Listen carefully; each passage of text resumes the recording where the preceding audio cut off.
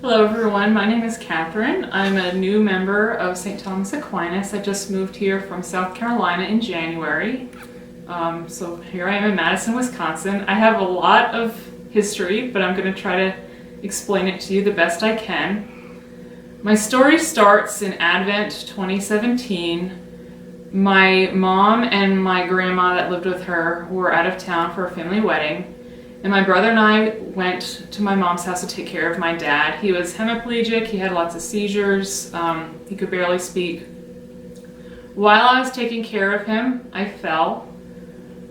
I hit my head, and I was supposed to have a second brain surgery for spinal fluid coming out my nose. That was very hard for me. Several months went down the road waiting to have the brain surgery. I was on bed rest for many days and had a couple seizures.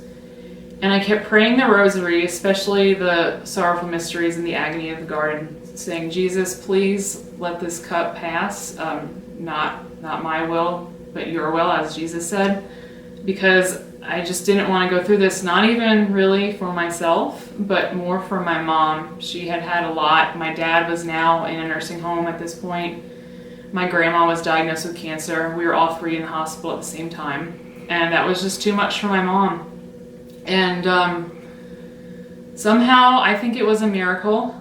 I don't know, but I think it was a miracle. I was healed from that, and I didn't need to have a second brain surgery, but that's not the end of my story. I got home, and I opened up my Bible to just a random page, and it was Psalm 116, which I recommend go reading the Psalm, but that's about thanking God after the recovery of an illness and what can we do to repay Him. So I somehow got Psalm 116 stuck in my head. It was like a broken record going off on and on. What can I do? How am I going to pay my vows to the Lord? I didn't know what my vows, as the Psalm said, were supposed to be because I knew I wasn't called to be a sister or a nun. So over time I realized I think I was supposed to be a nurse. And I went through several months of taking prerequisites for nursing school. And I went back to school. I had to quit my job. I had a very good job. I did epic work in the hospital, and I had 5 certifications. I could have any job I wanted, so it wasn't like I had to be a nurse for my salary or anything like that. So I went back to school. A week after I went back to school and I had quit my job, my mom was diagnosed with cancer. My grandma had already died at this point. My dad was in hospice care. And I was like, God, what is this? You told me I should be a nurse. I feel like this is what you wanted. And I really learned how to trust God in this time because I had to move back and forth between my mom's house probably 15, 20 times between her cancer, her chemotherapy. She had a double mastectomy. She had surgical site infection. My dad died later on in nursing school. So I moved back and forth. I helped both my parents out with her immunocompromised problems. She could not go into the nursing home and see my dad all the time. So having both of them to care for, my brother was really far ways away. He was a few hours, and there was no other relatives for probably like 1,000 miles. So it was just me most of the time. I finished up my nursing school still with Psalm 116 in my head, and I was thinking, this must be my vows to be a nurse. And God, I told God, please heal me so I can take care of my mom, and I did.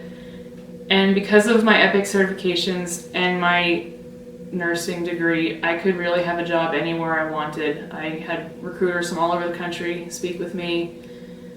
I really liked Madison, Wisconsin, and I didn't feel that it had to be the best job in the world. Not that my job isn't great, but I just felt that I could go wherever my life was going to be, whatever I wanted it to be, and I decided that I wanted to move to Madison, Wisconsin. Jenny from the parish office probably heard from me probably 6 months before I even moved here. I don't even know if St. Thomas Aquinas believed me that this person from South Carolina was going to move to Madison just on a whim during a pandemic in January, but I did. And so I got up here. I had to sell my house. I had to donate so many clothes, my furniture, lots of different things I got rid of, and I had to say goodbye to friends. I had to leave my mom. She was a recent widow and a cancer survivor, but I had wanted to move a long time ago, but it just, circumstances in my life, I just couldn't. So now I could. And I was sometimes thinking, did I do the right thing moving here? I really liked it here. I liked my new life. I still enjoy it, even though I've only been here a few months.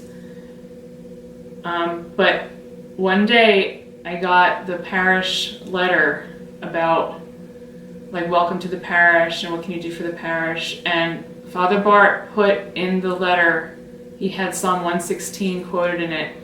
And after all of that I went to and questioning if I'd done the right thing and how can I pay my vows to the Lord, when Psalm 116 was on there, I was sitting right there in the nave of the church, just looking at the tabernacle, and I started to cry just because I realized all that I went through, taking care of my parents, my almost needing to have brain surgery again, moving, getting rid of my house, everything. I realized all of that was exactly what God wanted me to do, and He told me that in a very quick and easy manner, and just a simple letter from Father Bart.